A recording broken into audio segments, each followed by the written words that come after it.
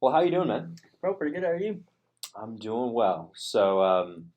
Welcome to the Throttle Up podcast. We got Corbin Mooney here today. Corbin was one of my first choices that I wanted on the podcast, and he was very quick in responding. As you always are, and wanting to help out, wanting to help other people out, wanting to go racing. That's one of the things I like about you, man. But yeah, what got you into racing in the first place? When I was real little, my dad got back into racing, and I grew up at the track, and every weekend we'd go to I-44 or some track somewhere. Hmm. And here, 2022, I saw a car that caught my eye, and I could afford it, so I went and bought it, and that just kept me going. Yeah, awesome. So pretty much, I think the first interaction I had with you was 2023. It was at Lake Ozark Speedway. I think we did a test earlier, a month before. I remember I saw you, and the next month we went and raced. And I remember just how passionate you were for the racing, and I was like, "Dang, I like this kid. I like how he's so passionate about it. He wants to go racing." And that night, I remember we were going out for a heat race, and you had broke something in the heat race, and came back in immediately. Was getting on working on the car, came over to help you, but we needed control arm, and I remember you just. I was talking with a few buddies. It was me, Popeye, and a couple other people, and you just come around the corner, and you got a control arm in your hand, waving it, and you're like, "I got a control arm," and I was like, "Dang, I like this kid." So tell me about that night from your perspective, because I remember it from my perspective, but I want to hear from yours. That was a rough night. I remember that day. I came up here to help you put the control arms on the pure stock.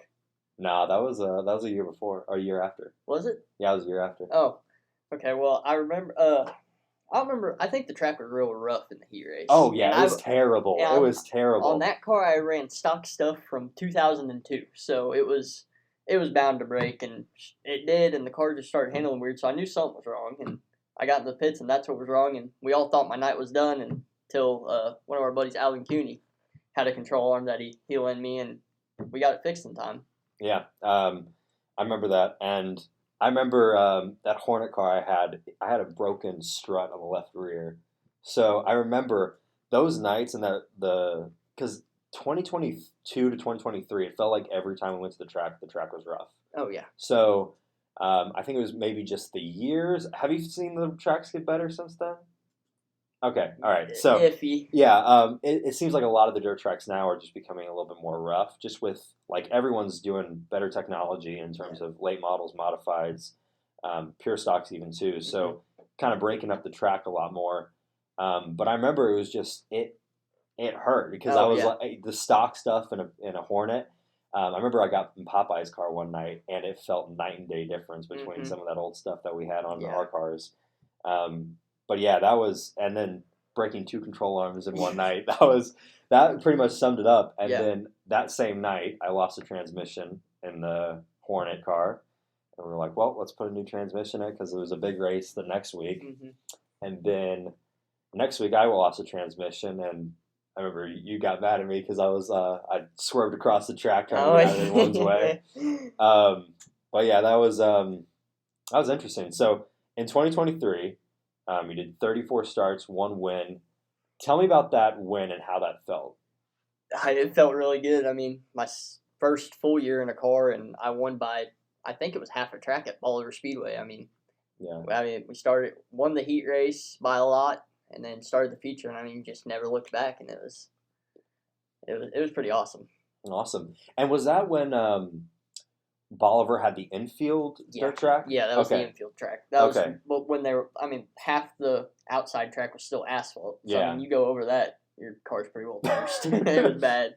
So is it the full 3/8 now for Bolivar for the dirt track, or is They have both of them open now. Well, okay? they're closed now, but they had them. Yeah. They opened them for like two testing tunes, and then they shut down. Okay. Yeah. So, Bella Bolivar. yeah. So in 2022 is when you actually started racing. Yep. 9 starts, 3 top fives, 5 top tens. Tell me about that year and kind of what that year entailed to kind of start your career off. So I think it was August. Yeah, I think it was August of 2022. I bought my first car, and we took it to Dallas County Speedway. Mm-hmm. And I mean, I was nervous as could be, and I mean, went out and got lapped on. I think like the third lap I was getting lapped, and as per usual. So that was kind of rough on me. And then I think it was my second race was at Lebanon Midway. Yeah. And went out in the heat race, and I mean, led 7 laps of the heat race. I think. Yeah. I mean, that was just. I thought that was the coolest thing ever. And Absolutely. Then, yeah. So I remember racing at Midway, and I always loved the top. Did you ever try to do the top at Midway? Not up until this year. Okay. I would say 2022, I think, was really the only year I raced at Midway until this year. Yeah. And, I mean, this year I ran the top my first race, and, it was good then, but throughout the year it kind of started to go away. Yeah, because the track was so bottom dominant for years and years. Mm-hmm. And I remember I went out one night and I was just sailing the top, just chucking the car in at the top, and it worked. Yeah. And it worked for, one night we were running for 500 to win down there. I think it was 21. And it was me, Justin, and Tim Day, just 3 wide, lap after lap with me just on the top of the track trying to hold it. So I always loved the top. Everyone was just like, no, you got to run the bottom. Yeah, you got to run the bottom. That's exactly what everybody's always told me. Yeah, and it's just like, well, no, if you can sail it in there, you can make it work. So, but yeah, 2023 after 2022, ran a lot more races. Yeah. What made you want to run that many races in the first place? I know love of the sport, yeah, but I personally, whenever I ran the pure stock, I was like, I can't find 34 races in a year, let alone run them. Yeah, I think my aunt and grandma paid a lot for me to race that year. I mean, it was just I'd get off work on a Friday and be like, oh yeah, let's go try it. I mean, I went just about everywhere I think that year. Yeah. And I know that's the year they had the first. I think it was the first Battle of the Buzz at Arrowhead. Yeah. And we took the first car I ever bought. We took it down there, and I think I qualified second fastest out of everybody. Yeah, I remember you called me and was like, dude, I just qualified second fastest out of like, what was it, 60, 70 cars? 80-something. 80-something. Yeah, it was 80-something. Dude, I was like, man, hell yeah. This guy, like, just going down. I think it was, how much was it to win at the time? Like 10 grand. 10 grand. And that was unheard of for front-wheel drives. Yeah. Still unheard of for front-wheel drives. Now that we buried, or the XR promoter now is no longer promoting 100,000 to win 4-cylinder races. Yeah. And Crown Vic races. Yeah. But that was insane to just hear that. I was like, damn, this kid, he's going for it. So I call you kid. You're like a year younger than me. But yeah, it was awesome to kind of hear that and hear you're still going for it. And that leads into 2024. Yeah. Which 2024 kind of a rough year to start off with, kind of losing the car, losing a engine at I-44 as well. But that was 2 engines. Yeah. At I-44 or just both at I-40, both motors I blew were at I-44 that year. So okay, dang, yeah, rough year at I-44. Yeah. But 2024 I started racing the late model, and we were like trying to get dirt guys to come over to I-44. And I remember one night you were running, I think, the night before on a dirt track. Can't remember exactly where. Can you remember where? I want to say it was probably Electric City. Electric City? Okay. I want to say. So Electric City ran the night before. We'll just call it that. Yeah. Then, and we were like, okay, we're trying to get guys to come over to I-44. And then all of a sudden I get a call from Corbin. Well, I'm running practice laps, and I come back in. I got a missed call from Corbin. And he's like, I'm on my way. I'm like, what is going on? So you come down, don't have the car washed off yet. It was pretty cool. Yeah. It was. I've done that before with the pure stock at I-44. But you came down, you went out for the heat race, and I remember I was talking to you. I was like, you're going to feel a lot more G-forces than you ever felt, because asphalt, doesn't matter what class you're in, you're going to feel a lot of G-forces. It was way different. Yeah, so you went out and lost a drain plug. And I remember we were just like, well, the thing that's great about asphalt racing is that you can run earlier in the night because you don't have the sun beaming down on the track. You can kind of get those races in earlier. or you do have the stun, but it doesn't Yeah. affect the track Yeah. as much. So O'Reilly was still open. Yep. Dropped the trailer, took off to car dolly. car dolly. Yeah. Car dolly. Took off to O'Reilly's Yep. and got you a new drain plug, got some oil, put it back in the car, and went out and blew the motor. Yep.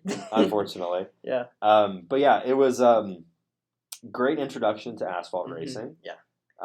Great to put you through the ringer, I guess. Oh yeah. So tell me about how you felt that night and kind of just that entire year in general, because that was kind of a rough year. I mean, that night at I-44, I mean, it was way different going from dirt to asphalt. Just, I mean, because of how the car handled and how much it wanted to slide, and me being on dirt, used to it sliding. Mm-hmm. So I mean, it was pretty good to get the hang of it. And then after blowing up and everything that night, I put another motor in and said, you know what, I'll try it again. And I blew that one, and that one I actually spun out when I blew because I hit my oil, and I said, nope, that's enough asphalt for me. Yep. So kind of put it on the sidestep for the couple of years. Yeah. But yeah, that year I raced a lot with, I think I did about 30 races between the pure stock and the late model. And then you came back down and helped me with the Salute to 75, which is like one of my bucket list races that I wanted to run. And you were spotting for me.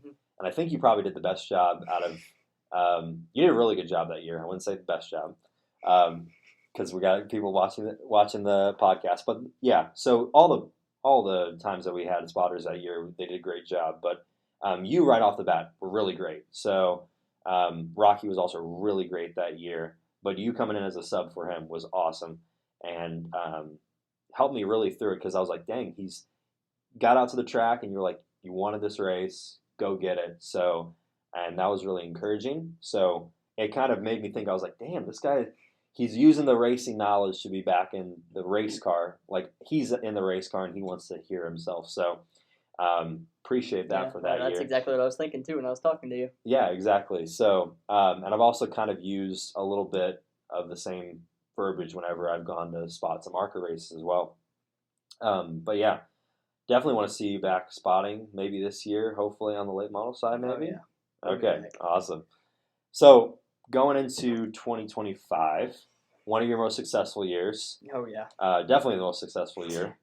32 starts, 2 wins, 14 top 5s, 25 top 10s. Got back to the winner's circle that year.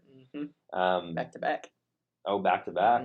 Awesome. So tell me about 2025 because we didn't do a whole lot of racing together. So 2025, I decided I wanted to try a little bit harder at it, and I mean we didn't blow any motors this year, so that was a plus. Knock on wood. Yeah. But we went and tried I think it was Monette. We went and tried Monette, and it was a bomber class, so it had a whole bunch of Crown Vics and everything. Yeah. And I ran second place the entire race. Yeah. So I was like, okay, we'll come back. And the next night, I went to Springfield. And I've raced Springfield since I first started. I've always wanted to win there, but I've been close, but never done it. And sure enough, that was the night I did it. And then the following week, I went back to Monette, and I ran second the entire race until I think it was the last coming out of turn 4 to the white flag. And the leader shot down to go around the lap car, and I went high, and somehow I made it through it in the lead, and leader was no more. No. I remember going down the backstretch, and I could just see this black Crown Vic out of the corner of my eye, and the whole time I thought it was the leader, and we went down to the last corner, and I pulled a dumb move and shot down to the bottom of the track to block him, and turns out it was a lap car the whole time. Well, dude, those lap cars, you gotta hate them. Oh yeah. It's even worse in the late models because you get around, you're like just on the edge, and the track narrows up so much when you're going a lot faster like that. And then to have like a lap car coming up and you're like, damn, you're right in the racing line. So I understand. Yeah. And it was like, and also you see them in your mirror and you're like, well, just stop getting close to me. Like, stay away from me. I don't want to see you. So, building on that, with 2026, what's kind of your plans? I know you're running Midwest series. Yep. So tell me about that series because I've seen some posts about it. but not a whole lot. So tell me about that. It was a series that Tim Day put together this year just to kind of make a name for the guys that still want to run a stock class and not run the SCDRA stuff. Okay. So, I mean, he's got us traveling for 5 races this year, Mhm. including the Battle of the Buzz at the end of the year. So that's going to be, I think that's all going to be really cool. And I mean, it's a really good points payout for, everybody Mhm. with a lot of cool prizes. And it's just a great opportunity. And it was hard to pass up. Yeah, absolutely. And especially to be one of the first people to sign on for the full year.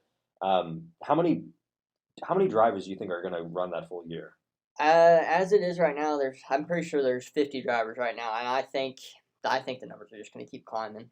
50 drivers. Yeah, Awesome. it's crazy. That's awesome, man. And it's awesome to see like local grassroots racing just kind of still be there Yeah. because the cheapest class you're going to find is the Hornet class. And so, well, yeah. I mean, between it and pure stocks now, I think. Well, I think the price we're paying now is getting pretty close to a pure stock. yeah, all racing's going up crazy right now.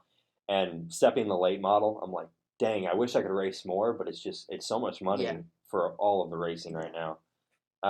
And sponsors hard to come by as well. We all know that. But yeah, so besides Midwest Hornet Series, what else are you doing? What else are the plans? Planning on running some races here at London Midway Speedway, just Okay. to kind of, because he's doing a local points thing too, Tim is. Mm-hmm. So those races will count for points as well. So I plan on running a couple races there and taking a couple trips to Springfield. Okay, awesome. Any trips to Callaway? I might take a few. Okay. I've never had good luck there. Yeah, it seems like every time I went there, I've either lost a tire or I broke something. Yeah. Also, just like the Hornet car, whenever I ran it back after the pure stock, it didn't feel fun at Callaway. It felt fun at like Lake Ozark and other places, but Callaway also different beast because you gotta get on the top there and you gotta sail it. And I mean, if you're not on the top, I mean you can't.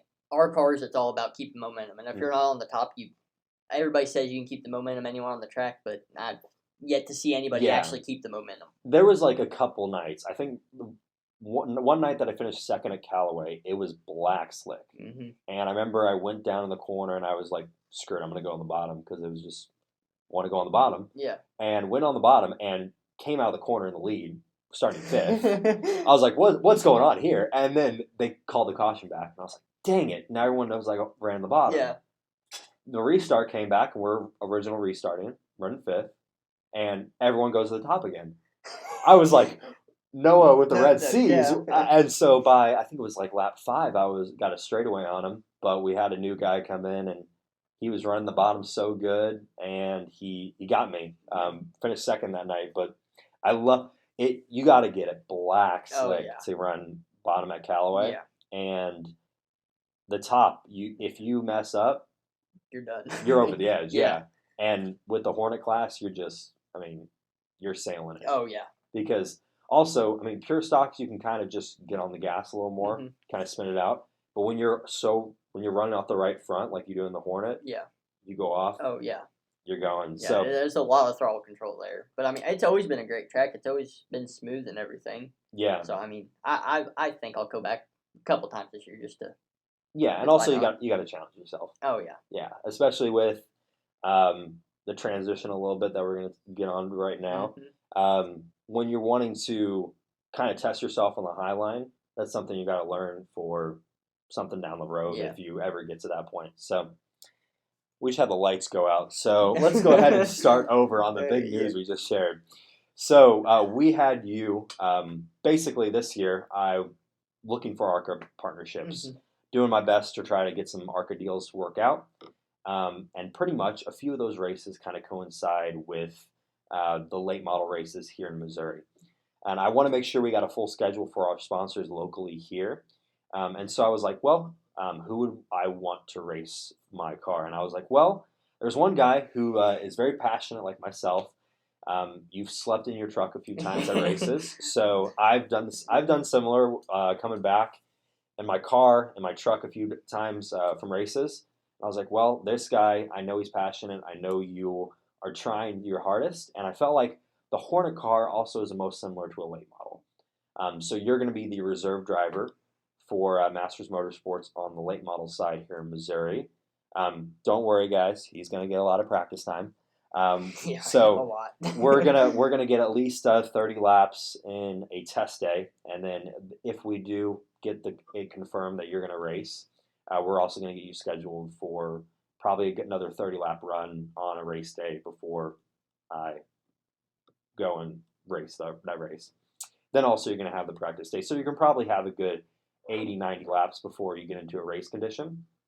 And so I just wanted to kind of see how you're feeling about that. It's going to be a big change, but also you've raced a lot, and I feel like you're going to be get comfortable when you're in the car. Yeah, I mean it's gonna be a huge change going from something with no horsepower at all to something you're doing over 100 miles an hour down the straightaway in. Yeah. I'm looking forward to it. I mean, I've always wanted to run them since I don't even know how old, and now I'm most likely getting the chance. It's pretty cool. For sure. And I think even if it doesn't happen where the races coincide where you don't get the chance to race, I think getting those laps in will be really beneficial for the future. And I think if you can kind of go out there and kind of show, hey, I'm a reliable driver, you may also get some opportunities elsewhere. Because the track also, they have a Hornet car that they kind of swap, and I'm trying to hopefully get you in one of those races as well. But I think it'd be really good to kind of get those laps in to kind of just show that, hey, I can race other things and I can get those laps in. So I think it's going to be really awesome. And I think it's going to be really cool to see you in that car this year. So that's going to be awesome. Yeah. With that, how you're preparing for that is a lot of iRacing time. Yeah. So iRacing, I love iRacing. I feel like it's the most similar to real life racing. I think it's so similar, but that's also coming from a very large asterisk by it, because you're not feeling the G-forces. You're gonna feel a lot sore after a race. There's a lot more risk that goes into it. Yeah. I think a few people have talked about like the margin or something. I think it's margin of like when you're on iRacing, you're not going to consider, hey, I got a $20,000 car I got to take care of. Whenever you're on iRacing, whenever you're in real life, you have that. So that's the margin of the lap times and all that kind of stuff. But I think it's such a great tool to push yourself and make yourself better. So you got iRacing over this off season. Yep. Was it after your last race this year? Yes, it was. Okay. I think it was like end of November, I think is when I got it. Yeah. So, and you've kind of got the iRacing tick that I had a couple of years ago where you're racing so much. Oh, I don't even know how many leagues I'm in right now. I mean, I've got a league every night besides, I think, Thursday night. That's what I'm missing. Asphalt modified one right now. Well, there you go. There's only 3 in it, so. Well, there you go. Hey, and I think iRacing's such a great tool, and it's also so good to kind of compare yourself against people. Because Raja Karuth, we're going to talk about him a little bit later, but I've run a few races against him, and it's like, holy crap, this is what I got to. I got to strive to be better than these guys, and I think it's really good to have that. So, kind of, what's your experience with iRacing? What makes you strive for? What makes you keep going on iRacing as well? I love racing. Yeah. And from what I'm told, any car in it's just like driving a real car besides the G-forces. Yeah. And just learning how to drive the cars on it was ridiculously hard. Mm-hmm. But now that I've got the hang of it, it's a blast. Yeah, 100%. And I wouldn't say every car is the same, but the thing is, it's very similar to the point where, I've been told like ARCA cars, they're exactly the same. But I've been told by other people who run different teams that they're completely different. I've been told, well, this car matches this car. So I think getting a range of cars also makes you really prepared. Yeah. And I think Carl told me this a couple of years back, Carl Edwards. He said, if you want to be as prepared as possible, no matter what, if you get an opportunity, I think iRacing does that exactly. Yeah. So that's awesome. So kind of going back to the real life stuff, what would you say is your favorite racing story, favorite racing night, favorite racing thing? My favorite story would have to be my first win. Yeah. I just remember pulling in the pits holding the trophy out the window, and my dad said, "Did you really win?" My dad was on the track and had no idea I'd won. So it was. I mean, I'll always remember that night. I had a blast. And you said you beat him by half a track. So. Oh yeah, I beat second place by half a track. Well, and your dad was second. So you probably rubbed that in his face a little bit. A little bit. Oh yeah, you got to definitely do that. I still rub all my wins in his face. Oh yeah. I think we're pretty close to tied on how many wins we each have, but. So you got 3. So he's probably got. I think he's got 3, okay. 2 or 3 at Dallas County last year, 2024. Okay. So, I mean, you always got to kind of rub that in your friends' yeah. faces because that's, I mean, you got to bust your balls a little yeah. bit. But yeah, I think definitely the first win's a little, it's crazy. Oh, yeah. I definitely waited a little bit longer than you did for my first win, but once you get that, it's like, dang, yeah, it's pretty nice feeling. But you want to get more. You want to go out at it. So 2 years without getting one, it's kind of rough. Oh yeah, and I feel like I may go through the same thing because we're going to just asphalt super late models. But I think with how much I'm kind of doing in my car this year, I think we could be very competitive. But we'll see what happens. Also, building off that, you go from your favorite. What's your most challenging night? It would have to be the weekend of the Battle of the Buzz, the first one, where I qualified second. Yeah? Yeah, because I think it was the second night we had our heat races and everything, and my car was illegal. I had a whole bunch of rear steer, and tech guys noticed it after qualifying, and Dad came up. I started pulling my heat race, and I remember Dad coming up to the window telling me not to finish top 2, finish 3rd or 4th, and so I fell back off the start. First corner, I shot to the bottom, let off the gas, and fell back to 3rd. And then I actually ended up getting put up in the wall. And then, so we got the rear steer fixed and everything, and that car just never was the same without rear steer. Yeah, exactly. I remember going down to, I think it was Lucas Oil in 21. Yeah, 21. Dang, feels like forever. It's crazy how many years go by. Oh, yeah. So in 21, we went down to Lucas Oil, and I remember a few things were illegal in my car. It was mostly safety stuff, no performance stuff. But I remember I was like, dang, I cannot finish 3rd in this race. So I was like, if I'm not leading, I'm letting off on the white flag, and I'm going back. I remember I was going down into a corner, and the car jumped out of 3rd gear. On the last corner, I'm like, what are we doing? What's going on? And I remember I just crossed the line to get transferred in and to the feature, but transmission was just bad. So the rest of the weekend we had to run in 4th gear and still did pretty well. So, but yeah, those weekends that you have those big races and you have issues, you're like, dang, but also fulfilling because you get to go through the whole process. Yeah. So from there, the probably most challenging night to probably, what's the funniest racing story you have? Because everyone's got a real funny story. This one, I think it was either my 3rd or my 4th race at Midway. Okay. And Dad had just got his new car, first race in it. And I remember just going into turn 1 and just going right up the track, and I just plowed into him. Broke CV axle and everything. Damn, the whole CV axle? Oh yeah, I don't know how many CV axles we went through in that car. All because I think it was a motor mount bolt was missing or something. I think that's what it was. Dude, I've motor mount bolts in the 4-cylinder class. I feel like I kept an extra 5 motor mount bolts just in case. Yeah.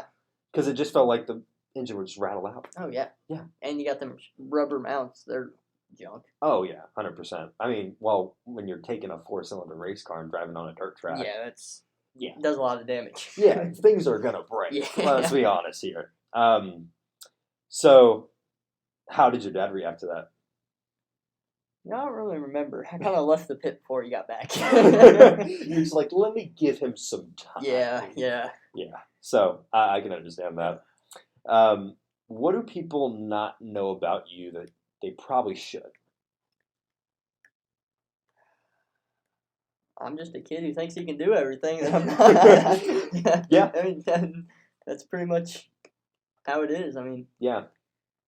I try to do everything by myself, but sometimes it just doesn't work. Yeah, and I think trying to do as much as you can to be the best you can. You got to do the most you can to be the best you can. You never know what you can do until you try it. So, I mean, and also if you go into everything saying, well, I can do it, other people can do it, I can do it, definitely brings encouragement that you can keep doing it. So, what are your goals in racing? I know you probably don't want to stay in the Hornet class. Oh, no. I'm ready to be out. So what's your goals in racing? What do you want to do? I'd like to, it's a mix of both. I'd like to move over to asphalt and just move my way up, but I'd also like to stay with dirt and move my way up. Because, dirt racing to me, there's races that are more exciting than asphalt. Yes. But then there's the asphalt races that are more exciting than some dirt races. So it's just, I haven't quite decided which route I fully want to go yet. Yeah, and I feel like the asphalt stuff, you're like, I want to go back to dirt personally. Yeah. But it's not. I love my asphalt racing, and I feel like if I let that go, it would haunt you. Yeah. So, and I feel like there's also great people at the dirt track that you can go up to and like crew for them and still have a lot of fun doing it. Yeah. So, but yeah, I mean, if you want to come over to the asphalt side, buddy, we got some opportunities, and I think also asphalt racing, it's cheaper to get into. Yeah. When you go to the higher levels, but it's a lot more expensive to maintain. Yeah. And that's what I've been dealing with a lot. But it's definitely really fun, and also I know that I can go to a track and I know that I can pull an I-44 Speedway, and if I get there early enough and I just want to bust laps, I can run 150 laps. Mm-hmm. I can run 100 laps practice. I can go run 2 laps qualifying, and I can go run a 50 lap feature, and I can run 150 laps in one night and just have fun the whole night. In dirt, it's you show up to the track, you get 2 laps of hot laps, you get 8 lap heat race, and a 15 lap feature. Yep, that's it. You get 25 laps. Yep. And so I know I want to go back dirt racing, but I'm not going to give up my asphalt racing for it. So I feel you. And with that, would you like to do something NASCAR wise? And what's kind of? Yeah, I would. I wouldn't mind it one bit.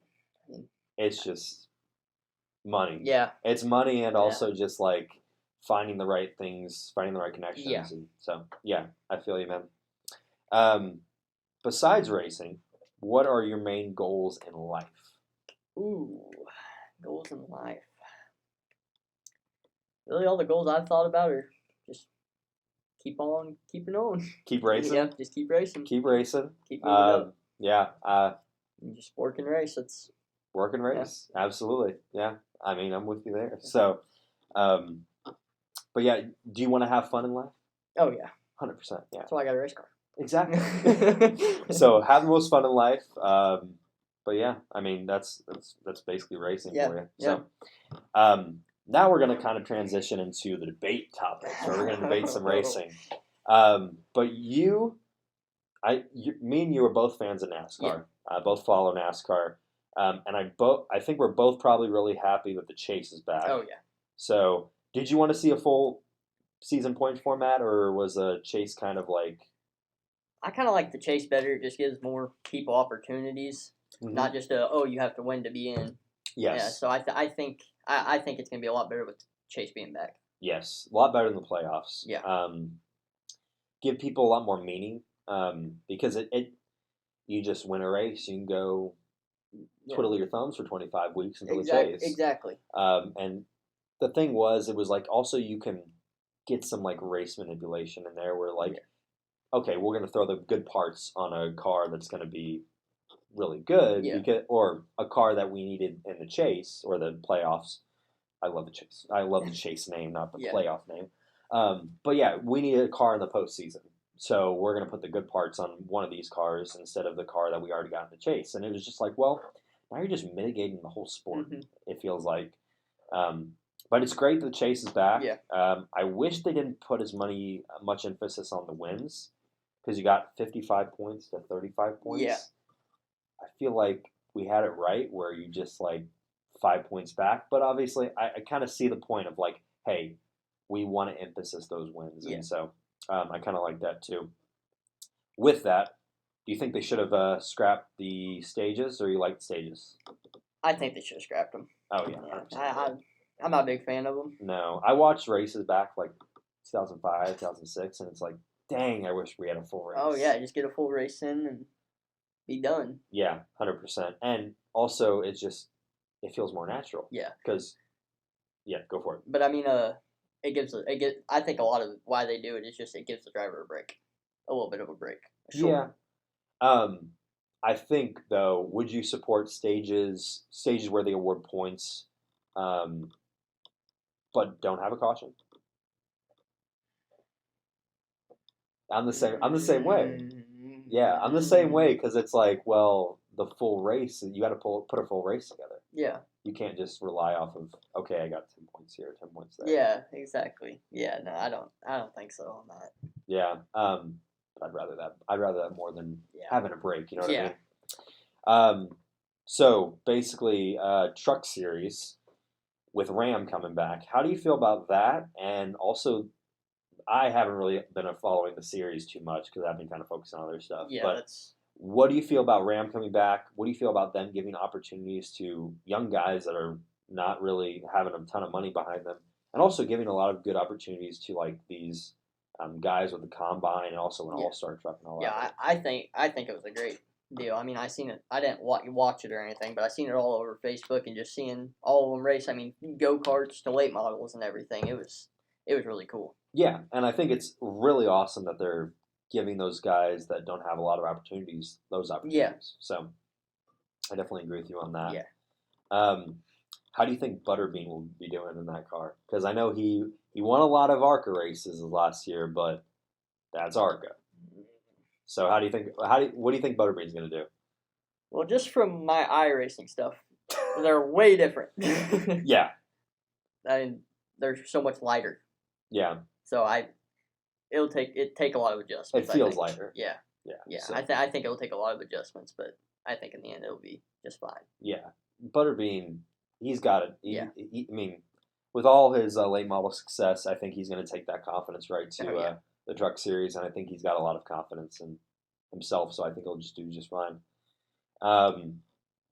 So with that, we got no Corey Heim. So no Corey Heim means that there's going to be a new truck series champion besides Ty Majeski because he's already champion. But love Ty Majeski because of his racing stuff on the local side.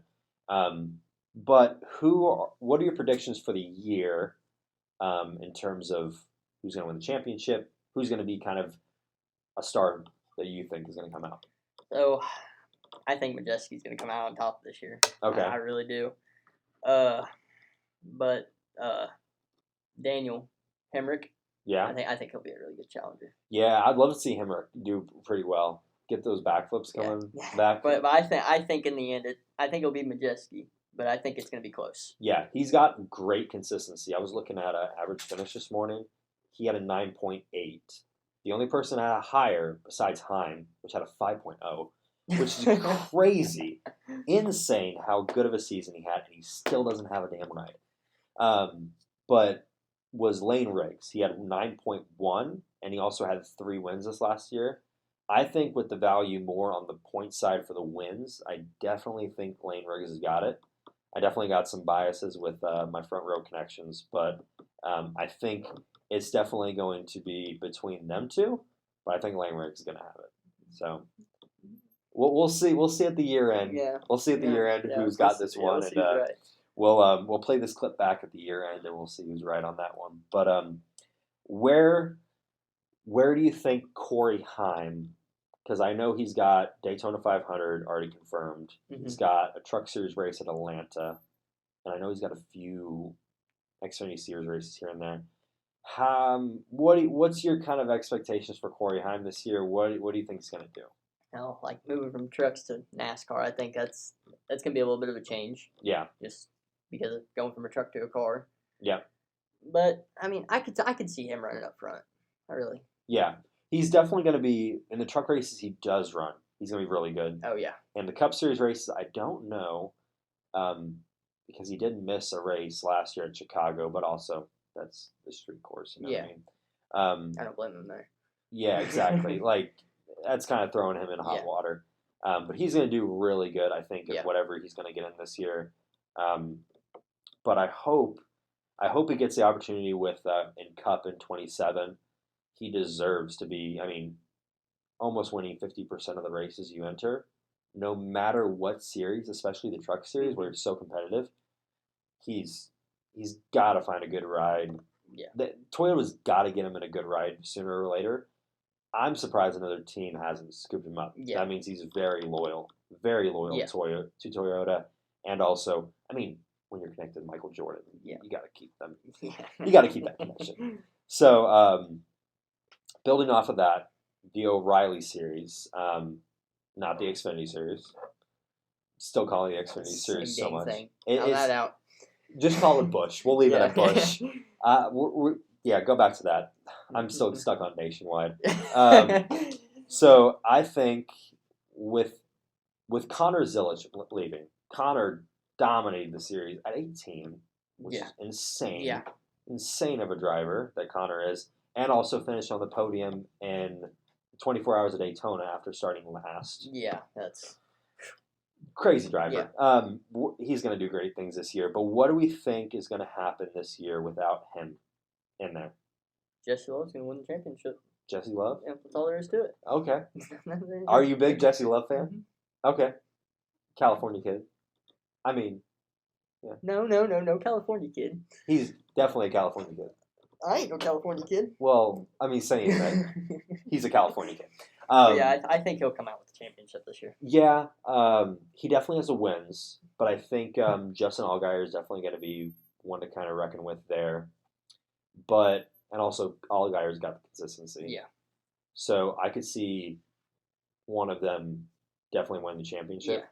I mean, nobody's going to win it without a big, close fight. I mean, I feel like the Xfinity Series is going to be Xfinity Series. The Busch Series is going to be really tied between him or Allgaier and Love. Yeah. But I think this may be unpopular. This is going to be unpopular, but I think Austin Hill is definitely going to be really in there because he's got like his super speedway experience. Yeah. He's going to get those points, and I think he's going to be right in there. Unfortunately, but Austin Hill is going to be doing pretty well. I want to see how Roger's going to do with him splitting time between the Junior Motorsports car and Alpha Prime. I hope all the I haven't checked, but I hope all the chase races he's in a Junior Motorsports car so he can contend for the title. Yeah. But I think he's going to be, if not on the edge for the chase, I think he's definitely going to make the chase. Yeah. So hopefully he does. But any more thoughts on Xfinity? Yeah, I'd love to see a Junior Motorsports car up front. Yeah. I've always been a Dale Jr. fan, so. Oh, yeah. Were you sad when he retired? Oh, yeah. Oh, yeah, 100%. I mean, more mad than sad, but yeah. I mean, well, damn concussions. So, I mean, but definitely he also did help the sport a lot in terms of like seeing those advances in safety come around. But also Cup Series, getting on the Cup Series, big things happening in terms of like Denny Hamlin losing the championship. I think that was. Personally, I wanted to see Denny win it because I was like, Denny has been trying so hard for so many years. Statistically, the best driver to never win a championship. And with his dad, with his dad's health, ultimately with his dad passing away, really wanted to see him get that championship, but he ultimately didn't. So, and I know you're a Denny fan in a way. So, what's your thoughts on who's going to win the championship? What's your thoughts? I know he's going to retire soon, but I think within the next 2 years, I think Denny will retire. But I think he has a shot at winning it this year. I think if he wins it this year, I think this might be his last year. So just goes out. Yeah. Pulls a Nico Rosberg in Formula One. Goes out with the win. There you go. Absolutely. I know that's what I'd do. Yeah, and can't leave a loser. Exactly. And I think with his team growing on that side, I think he probably wants to do. I mean, he wants to probably help the team out a little bit more. And I think with Heim probably going in a 2311 car in 27, I think he probably wants to help him out a little bit too. And also, I think kind of getting a more Carl Edwards perspective in terms of like just wanting to be with family, wanted to kind of go that route instead of just focusing on racing. I think he's probably gonna. I think he might do that if Yeah. Joe allows him. And Yeah. Joe's done it before with Yeah. Carl, so I think it'd be a great option. I Yeah. think he would do it. That. So, big Dale Jr. fan then. Mm-hmm. So Zilich going to the 88, and Zilich with a huge year last year. Yeah. How do you think Zilich is going to do? What's your predictions? I think he'll be, an up front car. Okay. I don't think you'll see him in the back very much. Yeah. I mean, first couple races maybe, Mm-hmm. but I mean he's out there with people that have been doing this a little bit longer. 100%. But I think he'll move up to the front quick, and I think that's where he'll run their whole year. Absolutely. And do we think so? SVG went on a tear last year, most wins of a rookie, and Connor's kind of got a number on him when it comes to Xfinity Series. Do you think we're going to see that translate to the Cup Series? And is it going to be a Connor versus SVG for road course wins? I think it might come down to that, yeah. Yeah. And I see, here within, this year and next year, just between the 2 years, I see Connor picking up a lot of wins. Oh, yeah. I think, so win is on the cards for the first year, you think so? I think he'll get a couple. A couple, okay. Well, that's awesome. I think he may got one in him, but also, SVG came out swinging. Yeah. So that's why I was like, yeah, SVG is getting like 2 or 3 road course wins. Yeah. Whenever he goes to Cup.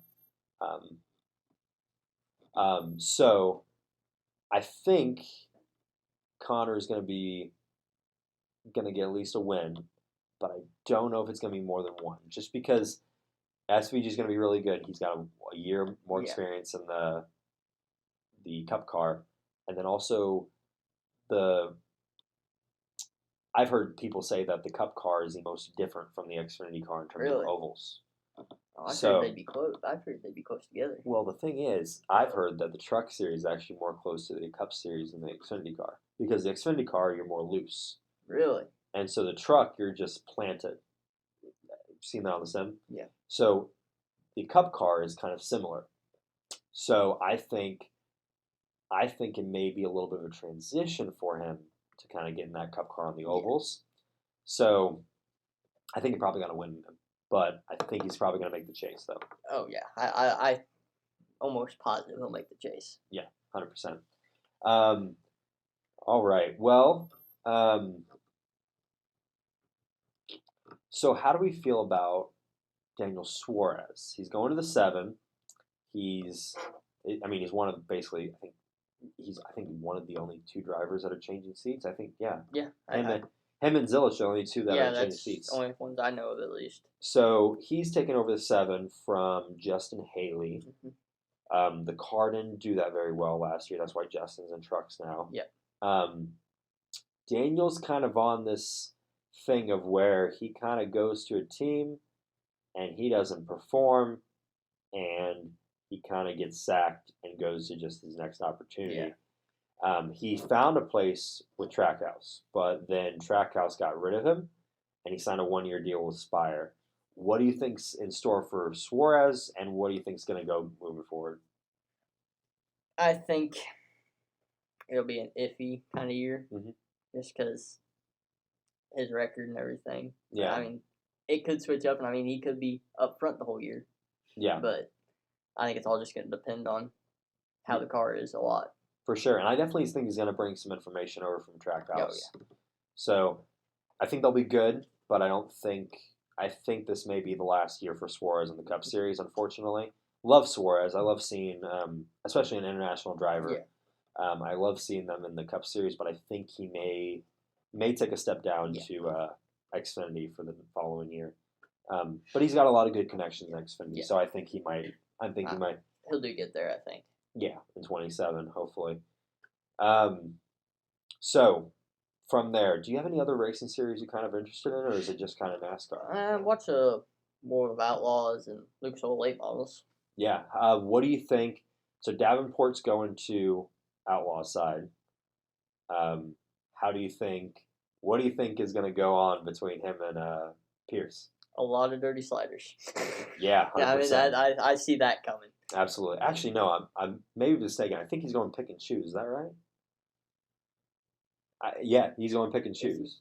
So, So I knew I heard something about going World of Outlaws. I didn't know exactly. I well, didn't look any deeper into if it. he does go World Outlaws, we definitely got to check in on this for next week. Oh So, yeah. but we'll. I definitely think with him going World of Outlaws, if he does, him and Pierce are going to be Neck and neck and beating and banging. yes, and At least for the first couple races. yeah, and I'm glad that Hudson and Pierce are going. Hudson's going Lucas, Pierce is going Outlaws because they've definitely already had their run-ins this year, and we're just a couple weeks into the year. Yep. So, I think, but if Davenport's going to be, I think he may be just like a thorn in their side for both Pierce and Hudson. But we'll see what happens on that front. So, but yeah, I think to kind of close this out, it's great talk, and I think it's awesome to kind of have you in the pipeline for Masters Motorsports this year. Going to be a great year between your Hornet stuff, late model stuff. Hopefully with me and the ARCA stuff. Hopefully ARCA works out so we get some races in. But yeah, I think it's going to be a great year for the both of us, and I thank you for coming on, man. No problem, buddy. I appreciate it. No problem.